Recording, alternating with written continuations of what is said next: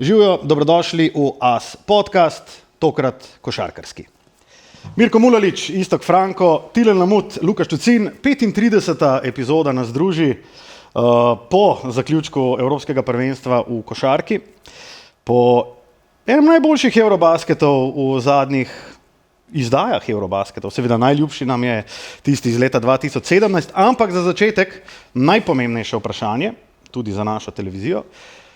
Kaj pravite na Benjamina Šeška? A gremo kar ven? Jaz mislim, da ima Šeško že dovolj pozornosti, da še vsaj to malo, kar košarke imamo na naši televiziji, da mogoče da se posvetimo. Je pa zanimivo, kako hitro so se karte obrnile in premešale za Šeška. Vse več je namigovan, da je bila to napaka. To ni moje mnenje, ne? Ker najbrž bi še 100-krat to isto naredil. Sploh ne vem, zakaj sem Šeško vprašal, ker me zanima. V resnici, ne, se me zanima, zelo me zanima. Ker me more zanimati, ne? Ti si v službi, ki te more zanimati to. Seveda. Ti, če ne drugače glumiš, da te zanima. Jaz bi zelo rad kakšno mnenje povedal, ampak tam pa res nisem ekspert, tako da. Dobro, se tudi. Mislim, da so tudi za basket tam. Le nima veze. Mislim, da so zanimive paralele, ki smo jih imeli prej z Lukatom. Ja. Se govorili, šel z Dallas v LA v market, ki ne odpušča. Pa smo mogoče videli zdaj. Da res ne odpušča. Da so res marketi, ki ne odpuščajo ali pa ki dajo zelo malo prostora za eksperimentacijo, napake. Ja, sploh napake. Pa iskanje. Ja. Ja, na srečo predvsem je iskanje to, ja. Na srečo Šileta ima United toliko več problemov še sam s sabo, da se mogoče to celo malo skrije. Rdeči vragi. Vraže pod Samo površjem. rdeči trenutno. Veš, kako bomo danes naredili? Danes bomo šli pa malo kronološko. Kronološko čez Eurobasket začel in najbrž kar nekaj časa bomo ostali pri slovenski košarkarski reprezentanci. Kako se je vse skupaj začelo dnevi, ko so se zbrali oziroma zbirali na pripravah, kdo je bil tam, koga ni bilo, kdo je potoval, kdo ni potoval in potem pripravljalne tekme ter ta evolucija igre slovenske reprezentance kje so pa igrali? Krakov in v Rigi. Katovice in Riga. Dobro. Priprava 10 od 10, Luka. Ja, saj sem tudi zanč skozi govoril, da so na Malti igrali, ne na Cipru. To je, ko sediš na večjih stolčkih hkrati. Tako je. Gremo torej začeti, pa bomo šli kar takole po vrsti. No. Tilen, slovenska reprezentanca se je izbrala torej pač kar nekaj tednov pred začetkom prvenstva in takoj se je okoli reprezentance začela zgrinjati neka negativna energija, neka negativna konotacija. Zakaj misliš, da je bilo temu tako? Mislim, prvi udarec je sigurno bilo dejstvo, da sta udeležbo odpovedala Josh Nibo pa Vlatko Čančar, oba igralca Milana. Tu se je vse skupaj začelo, ker so se mislim, da tudi apetiti zmanjšali. Si pa tudi v nadaljevanju, v naslednjih dnevih in tednih vodstvo reprezentance po mojem mnenju ni pomagalo z nekimi odločitvami, ki so bile bodisi sistemske ali pa organizacijske narave, bodisi komunikacijske narave. In tu je v bistvu celo pripravljalno obdobje potekalo v enem takem, lahko mislim, da mirno rečemo, negativnem duhu, kjeremu je botrovalo, kako se je poslovil Zoran Dragić, kako so igrali pripravljalne tekme, pa hkrati tudi to dejstvo, da poleg Lukata dejansko zvezdnika drugega ni bilo in se je mogoče pogrešalo ta velik cilj ali pa veliko meten cilj, mi bomo osvojili medaljo. Čeprav so oni vedno o tem govorili, ampak veliko je bilo na besedah, mi gremo po medaljo, v dejanjih pa mislim, da veliko manj. Je bil Zmago Sagadin tisti, ki je v bistvu vehementno napovedal medaljo slovenske reprezentance kot edini, ne? Je, mislim, da bil Zmago, Pa Luka. Ja. Sem jo napovedal, rekel, da je cilj, ne? Ja. Kakšne so bile tvoje aspiracije oziroma kje si ti videl Slovenijo po, lahko rečemo, če potegnemo črto, katastrofalnemu pripravljalnemu obdobju, ne? Ja, jaz mogoče, če se vrnem še na pripravljalno obdobje, jaz mislim, da tudi ta prva tekma, ne, se pravi domača z Nemčijo, ki je vedno vemo, da je ena tekma v pripravljalnem obdobju spektakel, ki se ponuja za to, da se pač ljudje vidijo Lukata, da se napolne dvorana, je bila mogoče prezgodaj. To je bila Lukatova prva tekma in tista tekma je dejansko ni spadla dobro. Ne. In od takrat naprej, po vseh težav, naprej se mi zdi, je prišla ena ta negativna energija. Zdaj, kar se mene tiče, jaz sem jih videl približno tam, ker so na koncu pristali. Vedeli smo, da je ekipa brez evroligaškega talenta, zdaj če štejemo Prepeliča, ki bo to igral v Dubaju, sam z Lukatom bo zelo težko, predvsem te deficiti pod košom so bili jasni. Tako da jaz nisem imel aspiracij za medalje, sem rekel, če prido ven skupine, kar bi realno so mogli, zato ker skupina je vse sistem narejen tako, da prido 4 ekipe ven, potem v smini finala ob dobro dnevu lahko dobijo pač kogarkoli, kaj več se pa vidi, da je evropska košarka vsem to kvalitetna, tudi te ekipe, ki so bile, se vidi, koliko talenta imajo. Jaz sem delal malo priprave za različne reprezentance, nadprotnike, več ali manj vsi imajo ekipe, tudi Italijani recimo, polno Euroliga igralcev ali pa klubov in je bil pač to plafon. Mirko, ko pa ti vidiš slovo Zorana Dragića? Samo to. Nič se ne rabimo. Smo že vse povedali. Ne, mislim pač, sej boš lahko še kaj povedal, ampak najprej me to zanima, glede na to, da je bil to mogoče ta najnižja točka pred prvenstvom. Pol je Slovenija najnižja je bila mogoče poraz še proti Srbiji v Beogradu, to se pravi zadnja. Sva prenašala in doživela ogromno kritik, ker so bila preveč pozitivna. Ja, probala sva gledati pač iz pozitivne plati, da to pač ni seveda konec in da to ni neka marka za evropsko prvenstvo. Daj mi najprej povej o Zoranu, pol pa na to, ko si ti videl Slovenijo skozi košarkarske oči, pa glede na to, da imaš tudi par insajderskih informacij, mislim glede Omića, pridružitvi Omića, glede teh zadev. Ja, to Zorano me kar odmeval, pa jaz mislim, da mogoče tudi to, da vsem neka javnost ima spomin in te komunikacijski šumi že nekako spremljajo reprezentanco, lahko bi sestavili najmanj 5 ljudi, ki ima podobne pripombe, s tem, da Zoran je mogoče najbolj odmevno in je nekako javno bilo izpostavljeno, ker je pač žena to takoj tvitala, pa oziroma na socialno mrežo dala, pa Goran se vmešal z Instagram objavo s Pinokijom, tako da sigurno je igralec, ki si ni zaslužil tako slovo. Očitno nekaj ni v redu s komunikacijo. Zdaj, če bi bil samo on in predtem se nihče ne bi potožil v komunikaciji, bi lahko rekel, mogoče ni razumel pred pripravami, kaj so želeli od njega, kaj so pričakovali. V teh letih pa, ko nekdo toliko sezon da za reprezentanco, mislim, da si ne zasluži, da določene stvari zve na način, kot jih je on zvedel. Verjetno se ne bi reprezentanci pridružil sploh in tvegu poletja oziroma se mu odrekel. Tako da tle sigurno to ni plus za zvezo. Timing je bil slab in to je seveda dodal k temu ogromnemu kupu negativizma, kako so se priprave začele. Moramo pa reči, da sama igra in pa kako so izgledali na pripravah je v bistvu z košarkarskega vidika zelo logično in razlogov za to je veliko, veliko več. Je pa zveza nosi pa to odgovornost in krivdo, vsaj po meni, v mojem skromnem mnenju, da so izredno podcenjujejo publiko in njihovo željo, da vejo vse. In ta njihova slaba komunikacija, da ne znajo obrazložiti, da Luka še ni igral 5-5. Luka praktično prve prijateljske tekme igra, ne vem, če 2x 5-5 v delu. In še ena stvar je tle pomembna. Način košarke, ki igra Luka, nihče v naši reprezentanci tega načina košarke ne igra 10 mesecev. To so drugi vzorci, to so druge vloge in da se na to navadiš, rabiš repeticije, trening in pa seveda tekme. In mi smo zdaj začudeni, da smo mi iz tekme v tekmo izgledali boljš. To je povsem normalno in žal mi je samo, da smo bili vsi na sprožilcu, oziroma so bili z mediji vključno in so nekako streljali še preden se je stvar sploh začela. No in to je recimo tudi Edo opazil. Edo je rekel, da tako slabe energije pred začetkom prvenstva v reprezentanci še ni bilo.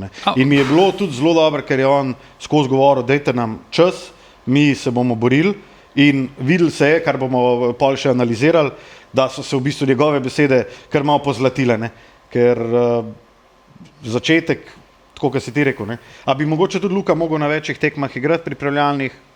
Ne vem, mogoče ja. Tle je tudi omejitev z NBA strani, on ne more trenirati, pridružiti se začetek priprav, pa trenirati na tok in tok ur na dan treningov, on je tle zelo limitiran. In mi to kar pozabimo, mi si to vzemamo čase, ko smo imeli, ne vem, res odlično reprezentanco, pa smo imeli ogromno zvezdnikov, ampak so vsi, nihče, to je zdaj fakt, v zgodovini ni dosegel super zvezdništva kot Luka Dončić. To je povsem zdaj druga dinamika. Reprezentanca več ni na nek način to, kar je bila.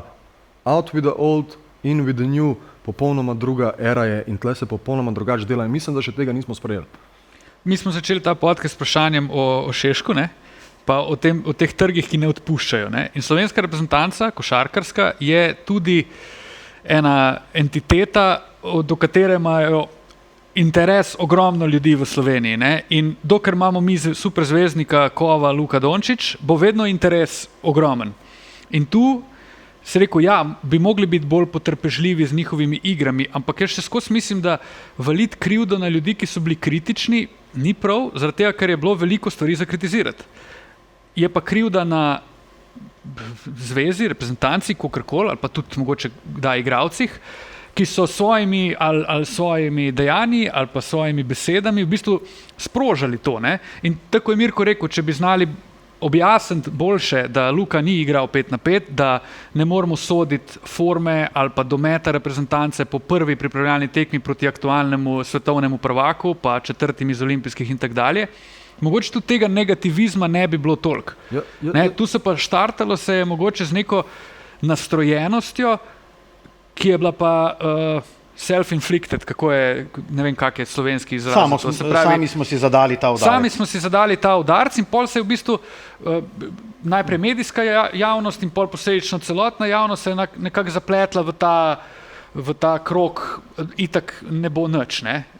In pol rezultati igre ne dajejo, pa se zgodi Zoran Dragić, zelo težko je biti optimist pa pozitiven potem. Ne? Po drugi strani je pa dejstvo, da igra bo vse boljša, to je logično, ker so bolj uigrani, ker prihajajo večje tekme, ker pač Luka je v taki formi in pripravljen, kot je bil. In na koncev so oni dosegli svoj plafon in mislim, da četrtfinale za to reprezentanco je en krasen uspeh in smo vsi lahko zadovoljni. Ne? Bi pa, mogoče sem še repliko tebi dal, a mogoče vseeno preveč mi namenjamo kredita temu, ja, oni se zdaj morajo z Lukatom naučiti igrati. Stari, vsaka reprezentanca pride na zbor en mesec ali pa mesec pa pol pred začetkom prvenstva in se morajo fanti naučiti en z drugim igrati. Ja, eni igrajo več ciklov skupaj in je to lažje, pa so mogoče po kakovosti boljši igralci, drugi pa pač ne. Nope.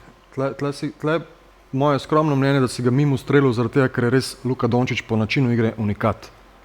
Na ta način, kako Luka igra in to, da je njegov usage rate tako visok, jaz iz prve roke povem, pa ne bom nobenega pod vlak metal, vsi mislili, koliko je z Luko Dončićem lahko igrati. Praktično se ti moraš popolnoma odreči svoje identiteti kot igralec in to, da imamo na voljo isto časa, da je to podoben način, ne, Wagner ne igra isto kot Luka. Ok, še eno vprašanje. A je prav, da se mora 11 igralcev odreči svoje identiteti? Če je to za narodov blagor in za skupni cilj uspeha slovenske reprezentance, ja, točno veš. Jaz mislim, da so vsi fantje, da jim je jasno od prvega dne, zakaj so tam in čemu se bojo morali odreči. A misliš, da bi bil uspeh? Ali pa Luke ne bo. A misliš, da bi bil uspeh boljši, če se ne bi vsi rabili odreči svoje identiteti? Jaz mislim, da ne. Zato, ker je pač, kot je rekel, Luka igra na tak način in tudi vidimo, koliko je on dvignil plafon te reprezentance. On je realno pripeljal to ekipo četrtfinale, da smo v bistvu eni najboljšo partijo Nemcem nudili, ali pa odpor, mogoče Turki v finalu. In to vidimo, to je na način, ki ga on igra, ne, z ekipo. Jaz mislim, da je tukaj kombinacija še drugih zadev, ne, to, kar je Mirko omenil. Tudi ekipa, če pogledaš prvo peterko ali pa igralci okoli njega, zaradi teh odpovedi, zaradi menjave generacije, ne, so kar naenkrat bili igralci, ki nima prav veliko kilometrine igranja z njim v prejšnjih ciklih. In zato je bil ta proces še toliko daljši. Ne. Alen Omić nikoli ni z njim igral, Martin Krampelj tudi ne. Recimo. Psihični pritisk. Zgubi se tekma, pogledaš statistiko, 38-12-9, vsi ostali so krivi, ker so slabi. In to ni najlažje igrati. Itak da ne. In pač to je samo tisto, kar jaz hočem povedati. In Luka res je specifičen. In zdaj se mi lahko pogovarjamo, kaj pa če bi on več podajal, kaj če bi šel, zakaj se o tem nismo pogovarjali o Draženu Petroviču, o Nikosu Galesu, namreč po statistiki on spada verjetno nad oba. Dobro, super, dalje. Hvala lepa. Ne, se primerjati z Nikosom Galisom, stari, to je malo mogoče nima smisla. Ne? Vseeno jaz govorim samo 5 sposobnih igralcev na igrišču. Zdaj jaz govorim vse to je tisto, ti imaš 5 sposobnih igralcev in Luka vseeno toliko odstopa. Moj point je sem ta, da če bi Luka imel A si ga kdaj videl? 30, 12, 10, 12 asistov. Sam povej mi nekaj, ampak po resnici, le midva so ogromno delala, gledala veliko Luko. se pogovarjava. Pa v Dončiću recimo, so toliko tekem prenašali. Se tudi vidimo zdaj, da se veliko pogovarjate. Povejte mi, če ste kdaj v Lakersih ali pa v Dallasu videli Luko toliko malkrat preneš žogo čez pol terena. Mi toliko radi kritiziramo Sekuliča. Kater trener je do zdaj to dosegel? Kater trener? Sam to bi rad vedel. Da je dobesedno prepelo, smo videli na pleju, videli smo Nikoliča konstantno, tudi Hrovat je prenašal žogo, medtem ko je Luka stal v kotu. Jaz mislim, da se premikajo pri njemu zadeve v to smer in tudi kredita nekaj treba. Tudi to, kar si rekel, da se premika, ne? Pa to, kako je igralcem, ko on, ne vem, da 40 pik, oni pa 5-3, ne? Ja. Mislim, da je bila tukaj z Lukata stvari, vsaj po moje, po komunikaciji, kar sem videl, ogromen napredek v tem, kako je skozi poudaril, da je to ekipa, da zmaguje ekipa, da je ekipa, da so fantje borbali. Tukaj se mi zdi, da je pač, se tudi on zave tega prešerja okoli na ostale igralce. Prvič je bil nekak lider vokalni. Ja. Jaz ga na prejšnjih akcijah nisem še bil to, recimo, govoriti pa to. Ama še ogromno rezerve? Itak da ima. Kljub temu, da je tako dober, vedno si lahko boljši, vsaj nekih mehkih aspektih. On se še določene stvari tudi uči oziroma odrašča skozi procesa. Pa ko govorimo, kdaj je bila Slovenija, ta reprezentanca najboljša? Ko je Ali Nikolić naredil 2 prodora, pa dal en šut s pol razdalje. Se pravi, ko je imel več svoje identitete, kot pa na enih tekmah, kjer je tekel sem gor pa dol. To je moja poanta. Najti način, to se strinjava. To se strinjava. Rabili so več časa. Idealizem. Rabili so več časa. Rabili so več časa, ampak ko so oni bili to, kar so, ali pa vsaj približek temu, kar kot igralci so, plus Luka je bil itak Vesoljc najboljši igralec na svetu. Če ne bi igrali proti Nemčiji, mogoče bi zdaj fanti imeli medaljo. Tukaj so po moje pa spet to, ko gremo nazaj, te igralci, ki manjkajo. Ne? Če bi ti si rekel, bi bilo boljše, da ne bi dal 35, boljše 30, 10 asistov, komu bo podelil te asiste. Ne? Njega se je pokril, če bi bil na tem prvenstvu, ne zdaj pozabimo recimo Čančar, ampak sam Josh Nibo, ne? Recimo igralec, ki mu spustiš pod koš, ki je super atlet, ki je bil en najboljših rim finišerjev Eurolige, ne? Se pravi, če mu daš ti lahko žogo na lob, je to čist druga dimenzija. Zdaj se je dosti koncentrirajo se obrambe na Luko in vemo, kakšne limite ima, ne vem, Alen Omić kot, ne vem, nekdo, ki bo zaključil neki, pa zbiral te asiste. Ne. Bili smo drugi napad prvenstva. Še vsem, ja. To še vsem, pa ni za podcenjevati, pa to moramo vedeti, da ritem, kot prvo, Luka ima skozi žogo in ritem v napadu ujet, med tem, ko vsaka reprezentanca, ki krije Luko, ob tem nezemeljski njegovi igri, improvizira in na njega meče konstantno različne obrambe, ker mu poskuša uničiti ritem. In ti zdaj to kot napadalec brez žoge, moraš zdraven skozi prepoznavati, menjavati, v nekih situacijah si 4-3, moraš zelo hitro zaključevati, v nekih situaciji po 7 minut se ne dotakne žoge, ker mora to Luka 1-1 kaznovati in tako naprej.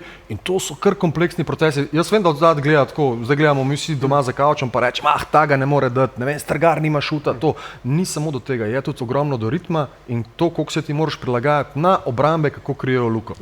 Tukaj mogoče še to, se navežem na Mirkota, en problemov, ki ga jaz vidim, ki je bil v tej reprezentanci, recimo, da drug najboljši igralec, ki je Prepelič, je pa zelo podoben profil, ki pa rab to žogo. Ne. Se pravi, ne vem, ker recimo en Vlatko Čančar ali pa kdo je pač spet igralec, ki bi se s kvaliteto na drugi način pomagal. Ne. In tukaj jaz mislim, da, zdaj ne vem, jaz ne bi rekel, da Prepelič zaradi Luke ni prišel v ritem, ampak se videl, da cel prvenstvo ni bil v pravem ritmu. Jaz pa mislim, da je to razlog. Mislim delno, verjetno. Zaradi tega, ker je bil navajen v Dubaju konstantno biti na žogi in tudi biti kreator, ne samo šuter. On kot šuter realno ni igral že kar nekaj časa. Zdaj je že kar nekaj časa kreator, veliko igra pick and rolla in valjda, ko pride Luka, Ta segment je popolnoma izgubljen in mislim, da se ni čutil mogoče toliko upletenega, samozavestnega, da bi dobili Če si tisto. gledal, prve tekme so tako začeli, ne, ko z enim kreatorjem sklopi, ko dobi to žogo, pa proba nekaj kreirati, pa je imel veliko krizo. In potem se on v bistvu, saj jaz sem tako Ni več videl, pobral, ali pa pobral se iz krize, ko so ga dali v prvih 5, pa je prišel, pa je dobil spot-up šute od Luke, ne, pa je zadev par lažjih šutov. Zdaj ni bilo pa to več isti nivo. Ne. Ti si znan, stari. Ti si znan, Jaz sem toliko srečen, da dam samo eno pravo istočnico in se klele užiga flamethroweri. Super. Smemo iti še na tvojega zelo dobrega prijatelja, nekdanjega soigralca, nasprotnika, pozovi Alena Omića. Kakšna adicija ti je bil Alen Omić pred začetkom prvenstva in po koncu? Oziroma, ker vsaj jaz iz sebe izhajam, da jaz sem bil tako, ok, za Omića je to super, da pride igrati z Luko, pač dobo bo naslednjo pogodbo. Zdaj, kje, bomo videli. Nima veze. Je pa to pač najbolj netipičen center, ki ga Luka rabo, oziroma ki ga ne more toliko utilizirati kot ostale, ki so dobri rim runnerji in tako naprej. Omić prej in potem. Mislim, jaz zelo težko kadarkoli rečem slabo besedo za Alena Omića. In glede na to, kak manjko pod košem je v reprezentanci obstajal, smo vsi lahko srečni, da je on bil pripravljen reči da, glede na to, kako zgodovino je imel z reprezentanco, pa se spet lahko vrnemo na mogoče neustrezne poteze v preteklosti strani vodstva reprezentance. In mislim, da je Alen tekom prvenstva spet s količino tekem, bolj ko smo šli k koncu, pokazal, da je srce te ekipe. Ne? In to je nekaj, kar on v idealnih okoliščinah vedno lahko je in je mogoče njegov največji doprinos, da zna povezati ekipo in biti dost dvorni norček, da zabava ljudi, ki rabijo zabavo in hkrati pustiti srce na igrišču in dejansko igrati za dres. In tu bi mogoče razširil to na vse skupaj dve stvari, ki sta mene najbolj pri reprezentanci očarali ali pa sem bil najbolj vesel. Na prvem mestu, kako so odigrali zadnji dve tekmi, se pravi proti Italiji pa proti Nemčiji. Dejansko tak se igra za reprezentanco in za državni grb, srcem na kri, s ponosom in to je bilo res lepo videti. Kot drugo je pa pač način, na kjer ga je igral Luka Dončić, ki je bil gladko najboljši igralec tega prvenstva. No, sej zadeva, kako se je odvijala, ne? Ok, pridemo v Katovice. Jaz sem bil najprej malo zaskrbljen nad razporedom tekem. Poljska, Francija, Belgija, Islandija in Izrael. Ne? Dve najtežji tekmi takoj na začetku. Kar se je na koncu izkazalo v bistvu za nekaj najboljšega. Dvakrat smo dobili po smrčku, pa smo pa dobili enega lažjega nasprotnika, sicer po manj kot 24 urah. To je mogla biti tudi peklenska tekma, ne, za slovensko reprezentanco. Ampak se mi zdi, da s Poljsko, ok, kako bi ti opisal recimo kako se je vse skupaj lepo nalagali, zlagali, dva poraza sicer na začetku, nismo videli, kako bomo prišli na drugo mesto, nič, ne? Jaz sem bil na teh prvih 3 tekmah v Katovicah. Zato te sprašujem. In ta prva tekma s Poljsko je bila zelo specifična. Ne? Polna dvorana, Poljaki, neverjetna pričakovanja. Sem govoril tam z Valterjem Reklinom, ki dela na Poljskem delu za televizijo. Oni so res ta build-up, to je bila njihova najbolj pomembna tekma prvenstva. Ker na tim je nam rekel, da jim je padala ali pa se naredili prvenstvo, ampak v bistvu so hoteli res dobro zaštartati. Ne? In jaz mislim, da ta tekma, ki je Slovenija odigrala, prva tekma ni bila slaba tekma. Ne?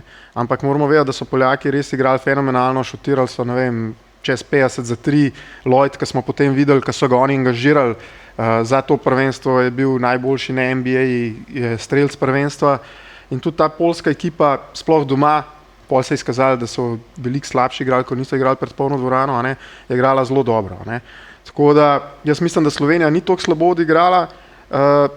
Francija, spet podobna tekma, ekipa, ki nam mogoče zaradi same fizike ne leži in potem, da so odreagirali pa dobili Belgijo, predvsem Islandijo. Jaz sem gledal skoraj vse tekme Islandije tam v grupi. Islandija je pred tem, eno tekmo pred naši, mislim, da je s Poljsko bila v egalu do končnice. Tako da tudi ta Islandija ni bila zdaj tako slaba, Izrael pa sploh, zdaj njem Audija, ki je imel tudi super prvenstvo, so bili zelo ena taka fajterska ekipa, zelo neugodna. Tako da se strinjam s tabo, da je bilo mogoče dobro da so dali une 2 tekme takoj, je bilo pa res tisto, kar smo prej govorili, da se je ta negativizem še nalagal. Ker če si pogledal še priprave, so imeli skor, ne vem, 1-7 ali 1 in v bistvu kar so zmagali samo Veliko Britanijo. Tako da je bila potem kar kriza, ampak je potem so pa to, da so dobili 4 tekme zapora, da so dobili tudi Italijo, je pa zame, se strinjam, stilno en velik uspeh tega prvenstva. Mirko, ti si bil tudi na vezi z nekaterimi reprezentanti, z ljudmi, ki so blizu tem reprezentantom. Kdaj se je začelo uno? Kdaj je prišla una energija, kdaj je Slovenija dobila krila oziroma dobila veter v jadra? Po kateri tekmi oziroma kaj je bil trenutek, ko je prelomil, da je Slovenija začela igrati na način, kot je prej Tilen omenil, ne? Na kri, na fight, na borbo, na polno? Pa jaz mislim, da tudi ta negativna serija oziroma kako so odprli to vse skupaj, vključno s pripravami, da je toliko negativnega pritiska sprožil, da jaz mislim, da jih je to tudi na nek način združil.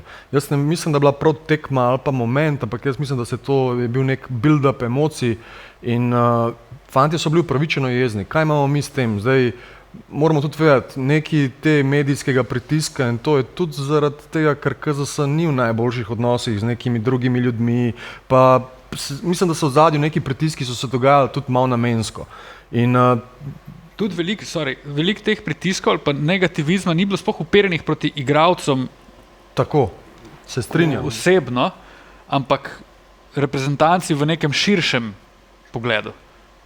Ja. Ampak igralci tako to čuti, ne? In se strinjam s tabo, da če jih je to povezalo, je v bistvu dobra stvar. To je zdaj že javni obračun, se to ni skrivnost, sej ne vem. Pero Vilfan, Rjavec, potem še Saša Dončić in to so neki pritiski oziroma oni med sabo, to se ne bom spuščal, ampak del tega pritiska je sigurno to in fantje so neopravičeno bili, vključno s štabom, vrženi nekako pred te stvari, mislim, da je to del tega in jaz mislim, da jih je to združil, da jim je dal nekega bolj ognja, da so se skoncentrirali, seveda to pomagalo, da so se skozi tekme tudi uigravali in da so videli, čak malo, vse te pomembne tekme so še pred nami, Poljska, ok, to je bilo vedno, lahko dobiš, lahko ne, Francozi so veljali za favorite, tle lahko samo dobiš, zgubiti ne moreš in zdaj so povedali, zdaj imamo pred sabo tekme, ki jih je treba dobiti in tle so odlično reagirali, tako kot je rekel Frale, Islandija, mislim, mi smo vsi, to je in sploh Islandija nobena ekipa ni razbila. Ja. Mislim, da niso zgubili niti ene tekme več kot 10 točk. Tako, morda 11. In tako da to niso več, eksoti ne obstajajo. Če vzamemo Cipr, ni jih praktično na prvenstvu, jih več ni. Vedeti, Islandija gre en zelo specifičen. Izjava seveda našega selektorja. Ni več slabih nasprotnikov. Ampak to je fakt. Je, itak. Ampak je pa zelo zanimiva floskola. A pa ta prva tekma, recimo, kot tudi Frale prava, ker je pa recimo selektor izjavil, da niso slabe obrambe igrali. Niso slabe obrambe igrali. Zdaj to izven konteksta, to se sliši čak malo, 105 pik si dobil, kaj ti govoriš človek. Ampak to presenečenje so Poljaki vse zadevali, mi smo bili v globoki obrambi zoniranja, kjer smo jim puščali ogromno prostora, pluta, ne vem, 9 floaterjev, trojke so padale z vseh strani. Torej, on je hotel povedati, mogoče tip obrambe, ki so ga izbrali, ni bil pravilen oziroma taktično se nismo dobro odločili, ampak izvedba obrambe, ki smo jo izbrali, je bila pa dobra. Se pravi, ne moram reči, da je bila obramba slaba, ne moram reči, da je Edo slabo igral obrambo. Je to razlika? Sam se narodno izrazil. To, kar si prej prišel za Omića, ne? Zgledal je nekako, saj po moje, ali pa jaz sem tudi tam med prijatelji rekel, da je izgledal nekje na polovici prvenstva, kada je to, da so angažirali Omića, bila najslabša odločitev. Ne? Potem je on ta narativ obrnil in je zadnje tekme, sem jaz res vesel, je pobral ključne skotke proti Italiji, celo proti Nemčiji in tako naprej. Ampak prej smo govorili, kako z Luko igrati, kako je v napadu težko, ko daš ti igralca tipa Alen Omić v obrambo, pa imaš zraven njega še Prepeliča pa Luko, postaviti eno pametno shemo obrambno je zelo težko in on je zelo plaval v teh prvih tekmah in tudi vsi okoli njega so plavali. Tako da jaz mislim, da tudi to so mogli dati čez, da so ugotovili rotacije, kdaj s Kramplom, kdaj z Omićem, kdaj te kombinacije in te kombinacije ti rabiš tekme, ki jih pa prej niso imeli in tudi zato so se oni dvigovali in zato je bila tudi obramba potem boljša, vsaj po moje. Omić, jaz prej nisem imel priložnosti govoriti, on nikoli ni bil plan B, niti C, niti D. In zdaj, jaz se ne bom zdaj spuščal, da lahko zgubimo ure in ure, kako smo mi lahko v šoku 4 dni pred pripravami, da pa neba ne bo. Ne? To je zaslužiti cel nov podcast, ker to se nikoli še ni zgodilo ob naturalizaciji. Realno. Zakaj je temu tako, naj se drugi pogovarjajo. Ampak Omić je vskočil iz nič, ni bil niti v treningu, niti v trenažnem procesu in, kot ste že sami ugotovili, nekompatibilen je z Donketom po načinu igre, popolnoma dva druga svetova. In tle sta se tudi ona dva mogla najdeti, mogo je Sekula, tako kot pravi, pogruntati rotacije, na koncu tudi Omića dati ven iz prve petorke, začeti s hitrejšo petorko, z Kramplom, ki je bolj agilen, ki lahko iz šprinta pride v pick and rolle, menjava kote blokat in tle Luki je on odprl ogromno nekega manevrskega prostora, ker je Allenberg statičen, začenja brez momentuma v pick and rollih in tako naprej. Tako da to na koncu je spadalo fenomenalno dobro, ampak še enkrat pravim, čas je bil potreben in prehitri smo bili na sprožilcih glede tega, da bomo pa toliko slabi. Z Luko si vedno lahko dober, pa to ne oduzema nikakršne vrednosti ostalim reprezentantom. Za katero tekmo bi rekel, da je bila najboljša tekma Slovenije na prvenstvu? Zdaj gremo že malo bolj v izločilne boje, no? Mislim, logična izbira najbrž je ali Nemčija ali pa Italija, ne? Jaz bi rekel, da kar Nemčija. Jaz bi rekel, da Nemčija... Glede na to, kako so Nemci dominirali prvenstvo, pred nami so vse dobili 15+. Pa Italijani so šli v to kardinalno napako, so Luko svičali, so očitno gledali končnico lani, ko Luka ni bil pripravljen in zdaj tam je res mogel on sam igrati prvih 20 minut. Ne zato, ker je Soler, ampak ker je to obramba iskala od njega. In mogoče to, da ekipno pogledamo, sigurno en razlog je, da je Nemčija dominirala, drug razlog je pa, da smo dejansko 35 minut bili boljši nasprotnik s timsko igro, s požrtvovalno obrambo, dobesedno s fanatizmom. Jaz sem imel, na primer, ko gledam slovensko reprezentanco, na začetku prvenstva sem rekel, da še nikoli nisem imel takega, da mi ni bilo, pa ne tega narobe vzeti, še nikdar tukaj vse eno za to reprezentanco. V smislu nisem imel tega hajpa pri sebi, nisem toliko čutil. Na primer, leta 2017 sem tudi pripravljalno obdobje začel nekaj bo in potem sem šel na domačo tekmo, mislim, s Hrvaško v Stožice. In od takrat dalje, od une tekme naprej, jaz bi dal vse za Repko. Do sanskega zaključka pol. Letos sem čakal na to do Nemčije. In ko sem gledal, kako so oni igrali proti Nemcem, bi si želel to ekipo, reprezentanco gledati še 3 mesece vsak dan, če bi igrali na tak način. To je prišlo tako daleč, da jaz ne razmišljam več o naturalizaciji drugih centrov. Čeprav ni optimalno, da z Luko igra Alen, ne zato, ker ni dovolj dober, ampak ker je pač tak tip igralca. Ampak mi kot publika smo se, mislim, da veliko lažje poistovetili potem z igralcem. Publika se bo poistovetila s tem, a veš, sej Zmagovi pa z rezultatom. Tonček Randolph je bil Jaz se strinjam. Mene bi mogoče bolj to, kar si rekel. Tudi takrat, pa smo se zdaj pogajali, kdaj se je ta switch zgodil, ampak se mi zdi, da se pri vseh nam zgodil, ali pa saj pri meni, ko sem gledal ta switch, da je bilo kar naenkrat zelo zabavno gledati reprezentanco z Luka Dončićem kot underdogom, ker expectation ali pa pričakovanja niso bila, ampak kako so se jih drugi bali. Tudi v tekme, kako so se odpirali, kako so se reprezentanci igrali in meni je bilo to zelo zabavno in sem res gledal, čeprav na koncu Nemcev nismo zmagali, ampak to, da so se Nemci, bom rekel, 30 ali 35 minut proti eni reprezentanci, ki bi bila totalna katastrofa, to reprezentanco meni je bilo super gledati. Tisti izraz poceka na obrazu, ko začne s svičanjem in ko Luka tako da že 14 točko, on je bil, ljubi Bog, kaj sem storil, za kakšno taktiko so se odločil, kaj je z mano narobe. On je v paniki, več sploh ni vedel, kako skriti, ne Melija, on ni vedel, kje je. Italijani, preko si rekel, oni so, gledal se je odločil, mi bomo igrali isto kot Minnesota, bomo switchali in bo to delovalo, Luka ni bil tukaj pripravljen v play-offu, ko je bil zdaj, po drugi strani pa Minnesota je imela personel primeren za to, da switchaš, pa lahko pariraš koliko v obrambi, pri čemer Meli, Galinari in ostali pač tega ne morejo početi, tudi če bi Luka ne bi bil spreman. Na samotnem otoku je pustil, na Krku je pustil Galinarija s temi kenkli, ki jih ne more več premikati. Jaz mislim, da ko govorimo o srcu, obrambi in tak dalje, pa nujno moramo omeniti Roka Radovića, prosim. Rok Radović je meni en najljubših igralcev te reprezentance in Olimpije, Mirko.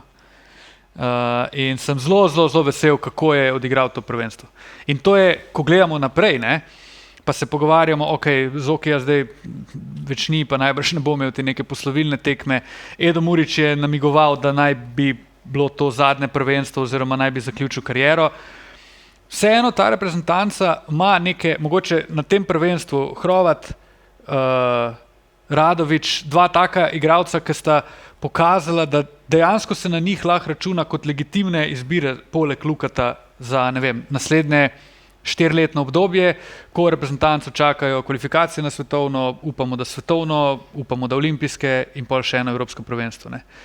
Tako da to je en velik plus iz tega prvenstva. Mislim, da je tudi to, da smo našli neke potencialne rešitve, predvsem v Radoviću, tudi Nikolić, Hrovat in tako dalje. Oni morajo zdaj postati praktično standardni To so novi Blažiči, Muriči in tako. Novi v smislu zlate reprezentance in zdaj. Ne? Ja, se mi zdi tukaj drug problem izpostavlja to, zakaj on igra tako vlogo, ki igra v Olimpiji, ne, recimo, če mene vprašaš. On je tukaj pokazal, da bi lahko igral večjo vlogo na nižjem nivoju praktično, kot je Eurocup, če prvenstvo z Eurobasketom. Ne. In to je en problem slovenske reprezentance, ker te mladi fantje ali pa ostali fantje, ne, in tudi en Luka Ščuka, kako je bil, kakšno vlogo je imel v Olimpiji ali pa ostali, ne, niso igrali, če sem prej primeril druge reprezentance, ne vem, cela nemška reprezentanca ali ima NBA izkušnje ali pa igra v Bayernu v Euroligi. Ne, in se mi zdi, da tukaj je mogoče eno stvar, ki bi se mogli nekako tudi v Olimpiji spremeniti, da bi imeli te ostali fantje priložnost malo večje vloge igrati. Ne. Je bil pa se strinjam, Rok Radović pa meni na začetku Edo Murić. Sta bila dva igralca, ki se jih videli, da jih nikoli ni strah, vedno sta bila dorasla svoji vlogi. No. Mislim, Rolega je kucno parkrat, konkretno, kar je bilo krasno videti, stari, v stresu ga je. On ima dinamite v nogah in predvsem pa je zboljšal, to je imel od vedno, zboljšal svoj spot-up, postal je zanesljiv. To ne pomeni, da bo vrgel 6 trojk, ampak tisto, kar vrže, je zelo soliden procent, zanesljiv, ni ga strah momenta. Pa mogoče en igralec, ki je sprej rekel, ne, profil igralci, ki jim je pa lažje igrati z Luko, ne. On mogoče v Olimpiji ne bo igralec, ki si bo naredil prednosti z driblinga, ko je pa že on v situaciji 4-3, se pravi, ko Kloza gre, da gre on mimo in eksploziven bo pa zabil, zato je bilo njemu po moje lažje igrati tukaj. Ampak on recimo ima skillset, to je tisto, kar je pri njemu zanimivo, to je njegov personality in on bo delal to, kar od njega iščeš, to pa ne pomeni, da drugih stvari ne zna, jaz pač vem, ker sem z njim treniral, pač takšen je, on je morda, jaz vedno pravim, da rabaš dve osebnosti, lahko si ti priden church boy iz terena, ampak ko stopaš na teren, moraš biti pokvarjen in Rok Radović je včasih premalo pokvarjen, to zdaj mislim v dobrem smislu, ampak on je dejansko boljši, kot misli, da je. Ne? In jaz sem zelo vesel in se pa strinjam to za Olimpijo, da se samo bojim, da ga ne bojo spet nazaj ukalupali, ti si pa samo tle, kot prvo, on nikoli, tako, energy guy, on nikoli ne dela minusa, to je dokazano znanstveno po študijah z Harvarda, ne, ampak njegov plus minus recimo je zelo konstanten in zelo dober vedno. In da ga ne bojo tretirali, zdaj pa Američanov, ne upam njega kritizirati, zdaj sem pa spravil na Roka, zato ker je pa enkrat pozabil zapreti. On rab malo več, da mu dajo, da mu pokažejo, da zaupajo in jaz mislim, da jim bo dal še večjo vrednost.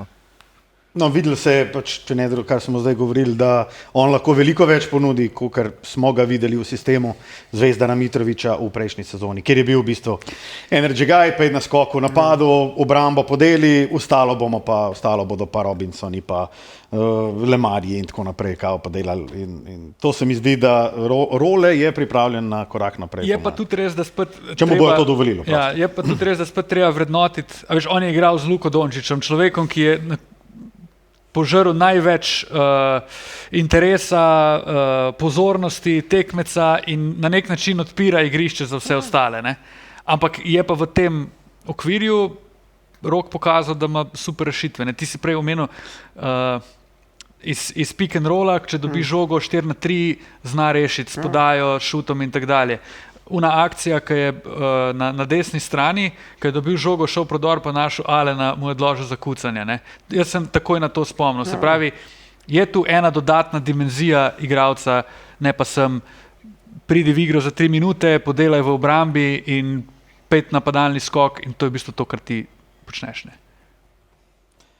Kaj prinaša prihodnost slovenski reprezentanci? Vedno se pač nekako se osredotočimo na to, da če Luka igra, imamo šanse, če Luka ne igra, se težko kvalificiramo na veliko tekmovanje. Ne? Luka je več kot očitno pripravljen, s srcem za grb je pripravljen praktično iti na vse. Mogoče se spomnite podcasta, sicer Liga NBA, ko smo se vsi strinjali, da bi pa Luka lahko izpustil evropsko prvenstvo na Poljskem pa v Latviji. Ne? Luka je pač torej prihodnost. Kaj je za njim, kaj imamo mi v mlajših selekcijah, kdo lahko pride naprej?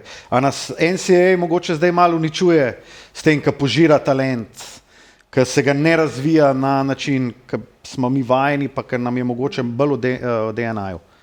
Jaz mislim,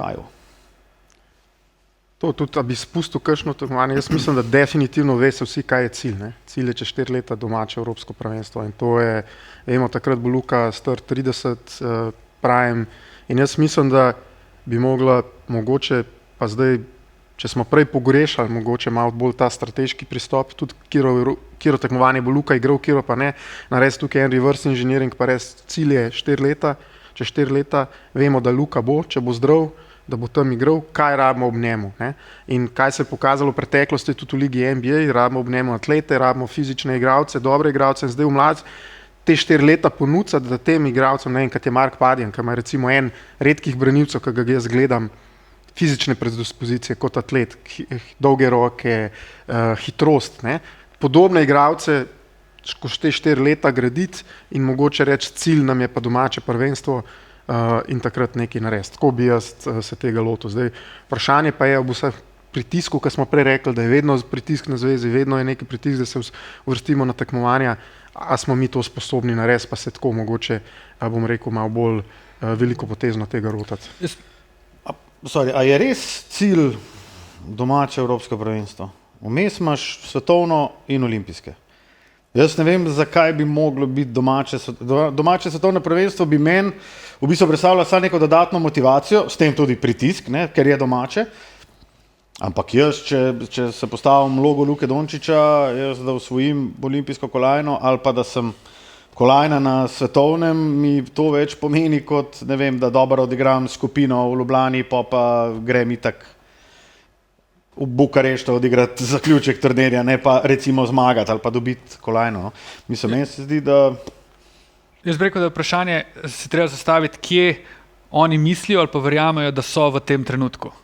Če ti verjameš, da imaš jedro ekipe, ki bo enako oziroma tako, kot je bilo zdaj še naslednja 4 leta do naslednjega evropskega, ok, če pa ti jedra nimaš, je pa dobro čim prej to jedro najti in par ciklov s tem jedrom odigrati in priti čez 4 leta na domače evropsko prvenstvo, ki je posebno v bistvu samo zato, ker je domače, drugače pač lahko se te Ljubljane rešimo, pa rečemo pač Eurobasket je spet 2029 in da takrat prideš s tem jedrom. Če imaš pa jedro že, pa ja, seveda itak ciljaš že na svetovno, ne, pa ciljaš na to, da prideš sploh na olimpijske, pa da tam tekmuješ. Ne. In jaz mislim, da je to ključno vprašanje. Če nismo zadovoljni z jedrom, čim prej najti igralce, ki jih hočemo v to jedro vključiti in z njimi pol delati. To je tako, kar si rekel, kje smo. Ne? Vemo, koliko težko je na olimpijado prideti. Ne? Zadnjega svetovnega vemo, da so šle koliko evropskih ekip, pa mislim, da so bile vse med prvimi 4. Ne? Zdaj, jaz ne bom rekel, da mi ne moramo prijeti med prvimi 4 na svetovnem.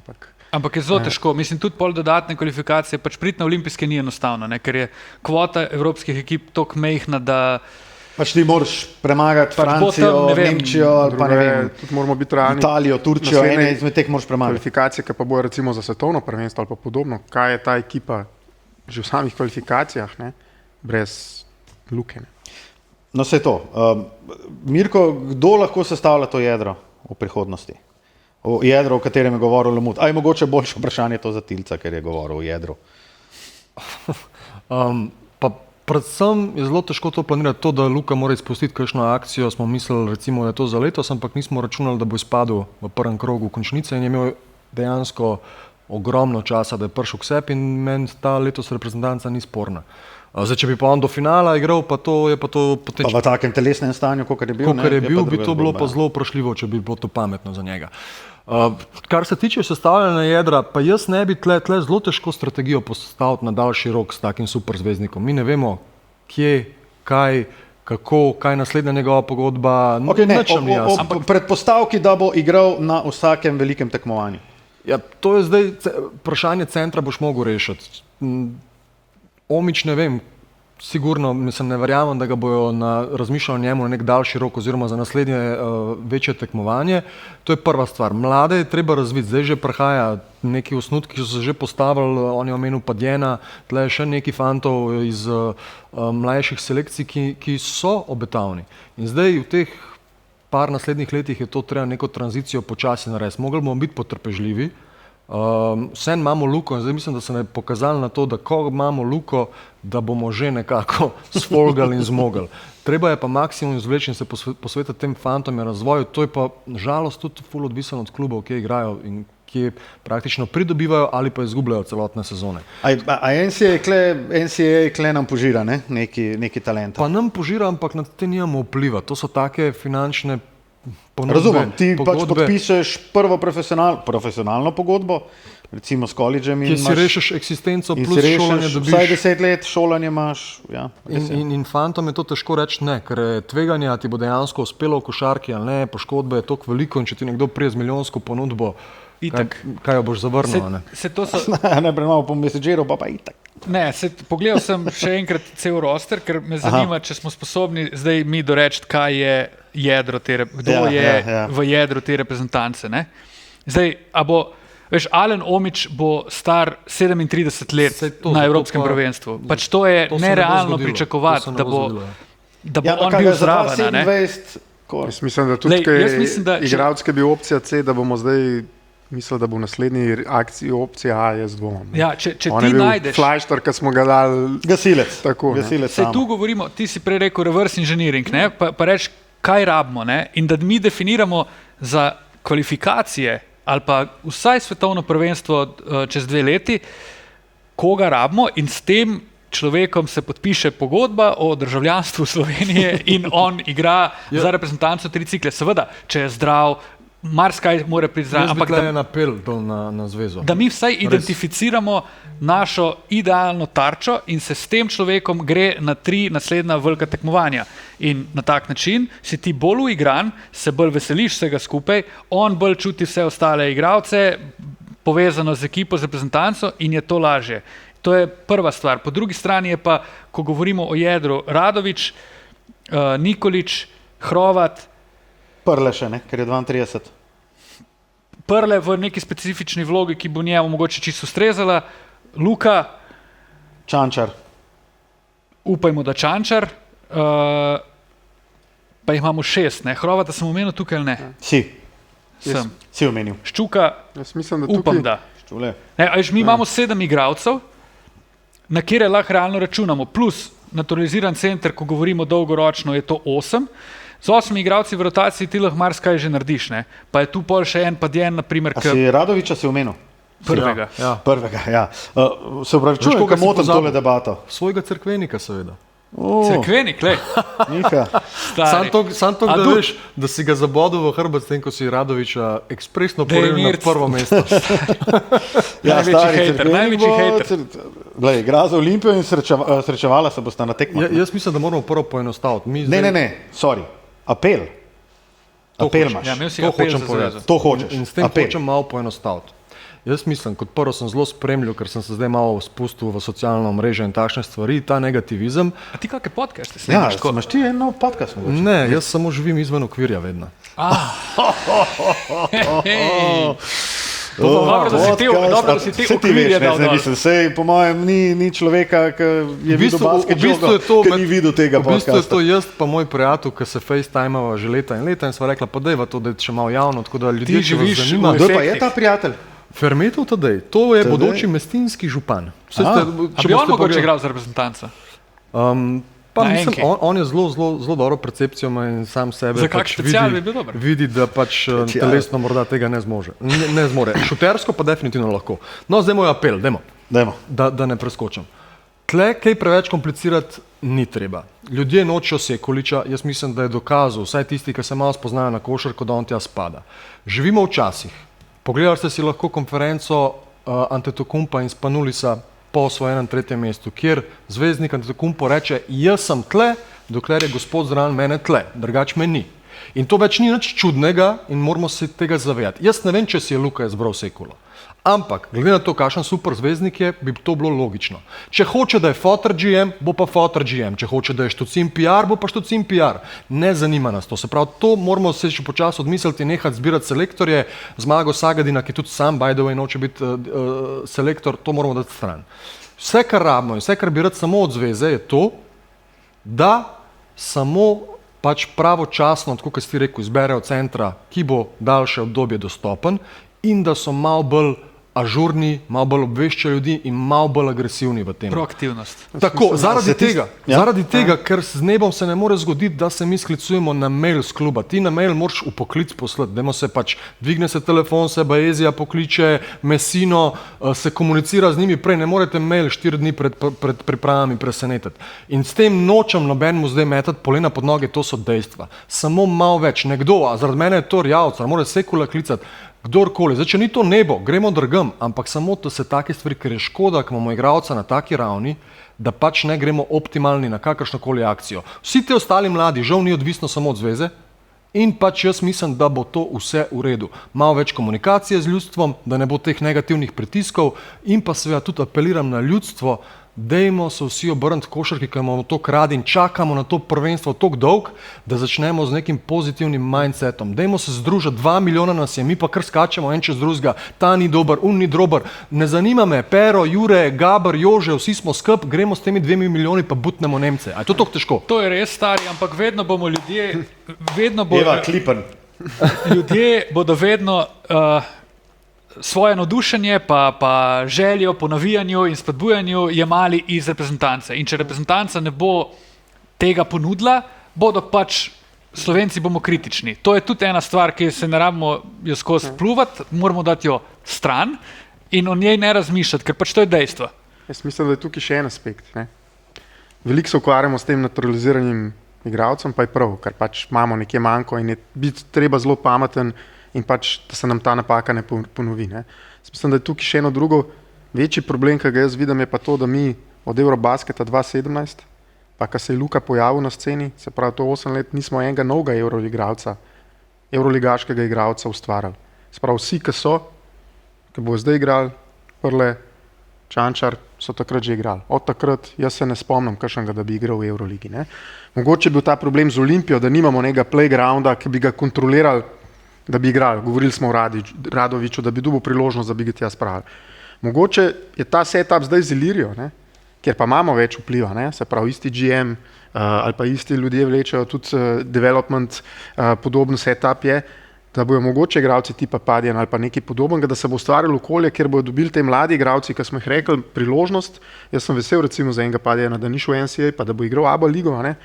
Da bi mogoče v teh parih letih naredili spet par evroligaških igralcev. Jaz ne vem, a imamo mi te kapacitete, pa to zveza tako gleda, ampak meni se zdi to kot nek nastavek nečesa, če bi se še malo angažirali, da bi lahko imeli spet nek playground, kjer bi te igralce ustvarjali. Ker v mladših selekcijah očitno talent je. Samo No, mislim, se naši mladi usvajajo saj pravim, medalje za medalje. zdaj samo vprašanje, pa to se že dogaja zadnjih par let, Ja, ne? točno Kje to. se potem zgubijo, da ne vem, ne da ne igrajo niti Eurolige, ampak že da v Evrokupu nimamo neke solidne vloge. Ne? Tako da V bistvu tukaj jaz igralci mislim, zginejo, a ne? tako. In tukaj jaz mislim, da bi mogli, ne vem koliko, mogoče sem jaz naiven, pa mislim, da ima zveza preveč možnosti, ampak tukaj vse, kar jih ima ponuditi za to, da bi pač lahko to dvignili. Dajmo Slovenija. Jaz sem na isti strani. Pa to ne, da ta dva nista. On si kar Pa ne to, da ta sovražnike dva najde, nista. stari. Ne, Eno ne, stvar on rečeš meni nazaj je prej in rekel, on je da- kar sovražnik. Meni je prej rekel tako, kaj Janišu, da dokler bom jaz v njem, bo on igral. A je to dober drugače? Dokler je frale, tle sem na areni, ka njega ni, me ni. Ok, dajmo se dotakniti še enega šokerja, pa velikega finala Eurobasketa, potem pa bomo zaključili, namreč 55 minut že traja tale Če naš bo kdo to vedel, boš ti. podcast. Definitivno. Šoker prvenstva, definitivno izpad Srbije v četrtfinalu proti Finski. A je to bil Osmini finala. osmini finala, pardon. A je to bil sploh dejansko šoker tak, kakor bi Je. Glede na videno. Ker jaz sem se z nekaterimi srbskimi ljubitelji košarke o tem pogovarjal, tudi obiskal srbsko prestolnico, sicer še malo prej, in so se vsi so se kako se reče, vrag križa so se bal tega, da so oni favoriti tega prvenstva. Ko se je poškodoval Bogdan Bogdanović, oziroma ne, ker se je poškodoval Bogdan Bogdanović, Srbija je meni bila od začetka tega prvenstva, mi je bila toliko povprečna, da, seveda presenečenje, da so jih Finci ruknili. Ampak oni so imeli težave s Portugalci. Oni niso ene tekme dobili tako, da bi nekoga razmonterali, tako, kot se zagre. Prvo so. Cool. Ampak oni so takoj pokazali, da kle so luknje, ne? Pešić, ki smo ga hvalili, kako je združil zvezdnike srpske, se je na koncu v bistvu izkazali, da tega definitivno ni naredil in da so nekatere vprašljive taktične odločitve tudi botrovale, da je Srbija izpadla. Kar bi pa tudi rekel je, da si še malo vzamem. No. Je pa pač Bogi, Bogdan Bogdanović, kapetan, srce ekipe. Jaz mislim, da je on, kar se slačilnice tiče, bolj pomemben kot Nikola Jokić. Kar se igrišča tiče, je Nikola Jokić najpomembnejši morda na svetu. In se mi zdi zanimiv, kako je Srbija v bistvu bila ranljiva, kako je bila v bistvu lahko premagljiva. Te Finci nori so oni so igrali, kada igrajo proti Veliki Britaniji, ne pa proti Srbiji. Moj top 3 najljubših klipov iz tega prvenstva je Pešić Zeha. Jaz sem mislil, da koliko je bilo to dobro stari, na jutranjem treningu. Če že niso zmagali, da so pa sami veseli, da niso korone dobili. Gospoda pri teh letih razumem, ampak... Dobro, pa tudi iskanja notranjih dobrin v treningu, ne, ker je... Bilo je kar nekaj red flagov pri Srbiji, vsaj tako, kot sem jaz gledal. Meni predvsem nezainteresiranost Jokića v obrambi na tem prvenstvu je bila, pa to ni zdaj on nek obrambni igralec, ampak on tudi šuterjev ni hotel niti kontestati. On je ljudi kar gledal na perimetru. Recimo, to je bila ena izmed taktik Turkov, pa potem tudi Fincov, da so zelo vlekli ven Jokića, ne. Pa tudi ogromno ga napadali 1-1, pikirali so Vaso, se je dosti iskal in Jokić mi je zgledal nezainteresiran, nepolnjen igre. Njihov napad na ključnih tekmah je šel več, po mojem mnenju, čez Gudurića, pa čez Vaso, kakor pa čez Jokaro. Malo mogoče kontroverzno mnenje, ampak meni je to tako zgledalo. Malo preveč so imeli nekateri fanti in to vključevanje Micića je bilo zelo boleče. Kot prvo ni bil v formi, kot drugo to igralec, ki res rab skozi med žogo, da je dejansko efektiven in tle se mi je kada malo kemija porušila. To pa, da zgubiš Bogdanovića, ki pa je nek idejni, energetski vodja in nekako oni imajo zelo kvalitetne beke, ampak vsi so nekako men brez personality. On je edini, ki ima personality in nekako ta imprint pušča. In tle se je pri njih ogromno nekih stvari. In Pešić tudi lahko povemo. Mislim, s tem, da Alekso pustiš celo četrtino zadnjo, in da se Gudurić, ki pride noter, da se počuti poklican, da vrže 3 konteste, trojke. Kle je tvoj največji problem in jaz bi se s tem ful strinjal. Ti rabaš, imaš Kle Micića, Gudurića, Aleksa ne rab toliko žoge, on pač podela uno obrambo, na kar je super ponosen, to je super, ampak ti imaš Vanjo Marinkovića, ti imaš Kle 4 take basketaše, ki bi jih vsaka reprezentanca rada imela, ampak kar rabijo žogo, kar rabijo ali kreirati, ali pa pač res biti prva, če ne druga napadalna opcija. In kle se mi je, recimo Gudurić, kaj je on delal tam, ni po mojem jasen niti njemu samemu. Mislim, te iste igralce je Srbija imela tudi lani, pa so bili drugi na olimpijskih, ne? Ampak ne. Oziroma ne, bili so tretji na olimpijskih. Malo v drugačni razporeditvi, koliko ima kdo žogo, sam to je ampak hočem... Jokić je čist drugače. Čist drugače Jokić izgleda. To je tisto, kar je pač glavni problem za da ta ista reprezentanca Srbije je dokazala na olimpijskih igrah, da sodi v globalni vrh. In zdaj govoriti o tem, da letos so bili pa red flagi pri tej isti reprezentanci, to je meni malo deluje. Red flagi, da ne pridejo do konca, ne red flagi, da je kaj treba menjati. Da je general, on išče rumene strani, prosež. General po bitki, zdaj vidi on red flage pri Srbiji, stari, pa enkrat ni bilo nobene besede. General po bitki je napovedal presenečenje prvenstva, da bo to Finska. Koga si ti napovedal? Turke najbrž pa Nemce, ne? Tako, kar si Oklahomo napovedal. Seveda, to, kar jaz napovem, če jaz rečem, da bodo Turki igrali finale, ni šans, to ne, pa se zgodi, pa je kar bilo pričakovano. Kdo je rekel, da ne bodo Turki igrali finala? My point.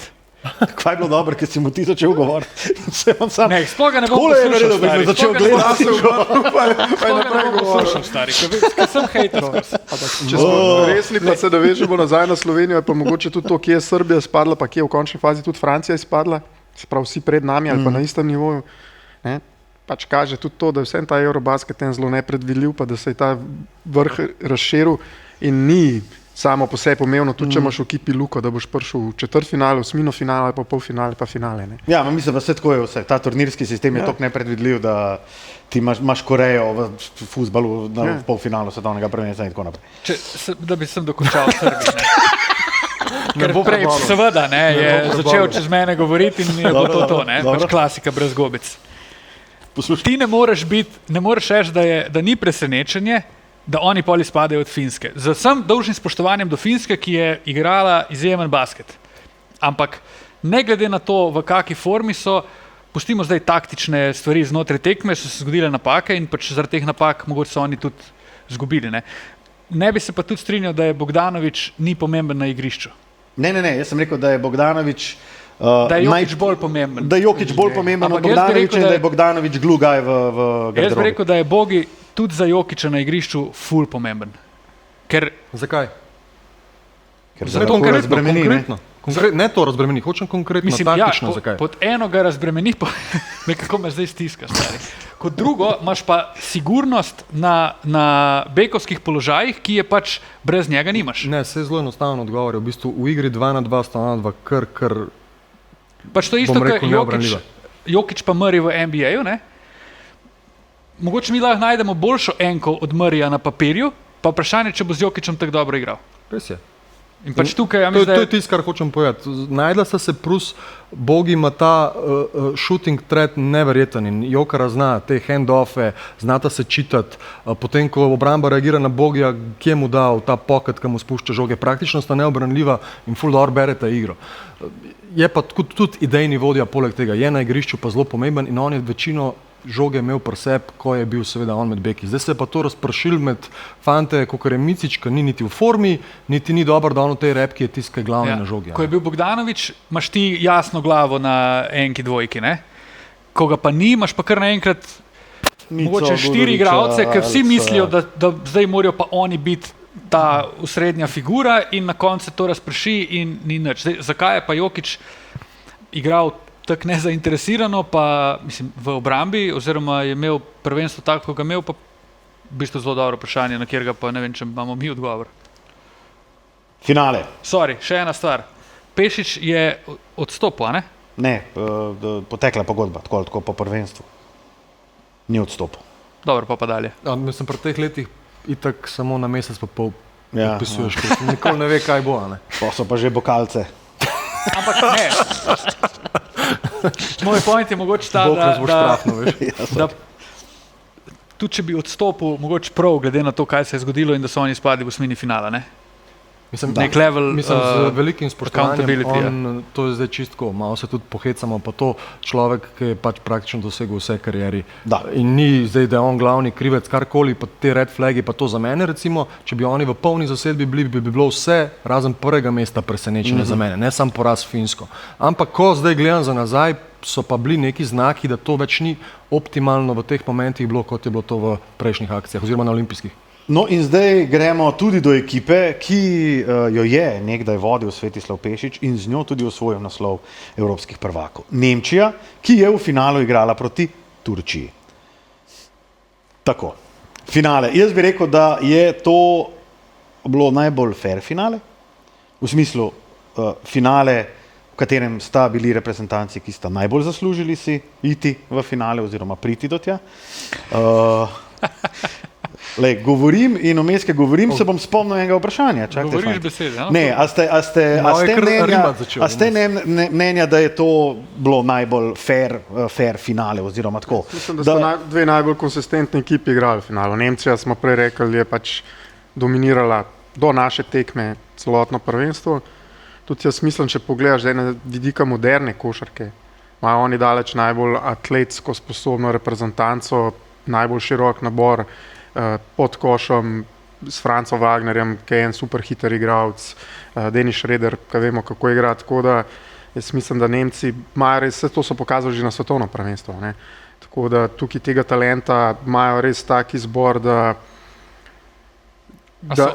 imajo zelo majhne oscilacije. Ne. Oni nimajo teh padcev, ki smo jih videli proti Srbiji ali pa proti vsem ostalim. Ne. Seveda, bazen igralcev je tu čist drugačen, ne moremo ga nemškega pa slovenskega primerjati, ne? Ampak a je nemška reprezentanca ali pa nemški basket neka posledica dobrega upravljanja z košarko v Nemčiji? Jaz imam mogoče tudi en odgovor, ker ni to košarkarsko. Tudi dobro upravljanje.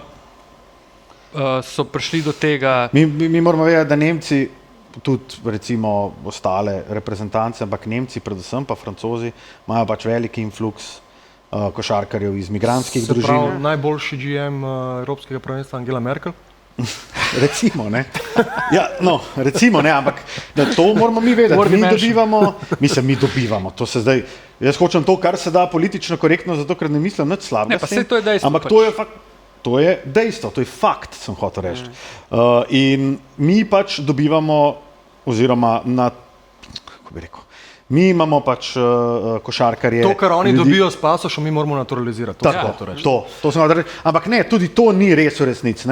Sej mi dobivamo iz Balkana, dobivamo velik. V končni fazi imamo tudi Luko na pol, pa Gogija prej, pa Rašota. To je to. To bi morda igral za druge reprezentance, če ne bi vsi prišli, vključno z mano, pod Alpe. Nemci pa njihov razvoj, jaz pač lahko sam iz izkušenj povem, ker ko sem začel svojo profesionalno kariero pred leti že in ko sem še imel Prečesko, sem se srečeval s prvoligaškimi Bundesliga ekipami. Ko se je začel nekako iti v to smer, pa oni so zelo začeli že slediti Američanom. In prvo sezono, ko ti priješ kot Američan, si v bistvu zelo poceni. To je tam 3-4 tisoč dolarjev v Nemčiji, če se pokažeš, boš tam lahko ostal celo kariero, ti dvigujejo, so plače neverjetne. Ampak njihov vložek, pa to, koliko se je šlo v to hitro košarko, v hiter pace, oni so že tako zelo igrali, nam so bili na začetku Indijanci. To zdaj govorim za neko balkansko šole košarke. To so še časi, govorimo še kot Dirk ni bil še najboljši. 20 let nazaj. Ja, tam nekje. In to se nekako začelo, te neki zametki so bili, oni so to ustrajali, to se je njim razvil, pa pride publika, pa razvijajo kulturo in zdaj, ko si, če to razvijaš tudi mladino, pride nek rezultat po 10-15 letih in oni zdaj to žanjejo, kar so posejali že pred leti in moramo jim dati propse. Kar je tudi res, da so vse dvorane so polne v Nemčiji. Ja. Domače prvenstvo, Evrokupi, Euroliga. Ti njih premagaš, stari, v Ulmu, oni čakajo tam, zgubijo 15 pik. Ja, ni važno, mi smo prišli, smo imeli dobro, vse dobro igral, frale, ja, 9-0 imaš trojke, ampak vse ni važno.